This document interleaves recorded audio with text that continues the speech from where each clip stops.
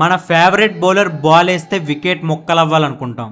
కానీ ఇప్పుడున్న వికెట్ల మొక్కలైతే మాత్రం బీసీసీఐ కాకుండా వేరే బోర్డు అయితే ఆస్తులు అమ్ముకోవాలి. మనం టీవీలో చూసే ఈ ఎల్ఈడి స్టంప్స్ బాల్ తగలగానే లైట్లు వెలుగుతాయి కదా, వీటి టెక్నాలజీ వెనుకున్న అసలు రేట్ తెలిస్తే మీ మైండ్ బ్లాక్ అయిపోద్ది. ఒకప్పుడు చెక్క వికెట్లు వాడేవారు, వాటి ఖరీదు 1000 రూపాయల లోపే ఉండేది. కానీ ఈ జింక్స్ ఎల్ఈడి వికెట్స్ ఒక సెట్ కాస్ట్ ఎంతో తెలుసా? అక్షరాల 30 నుండి 35 లక్షల రూపాయలు ఉంటుంది. అవును, మీరు విన్నది నిజమే. ఈ 3 కర్రల ఖరీదుతో ఒక టొయోటా ఫార్చునర్ కార్ కొనేయచ్చు, లేదా ఒక ఊర్లో ఇల్లే కట్టేయచ్చు. అందుకే గమనించారా, మ్యాచ్ గెలవగానే ఒకప్పుడు ధోని వికెట్లు పీక్కొని వెళ్ళిపోయేవాడు.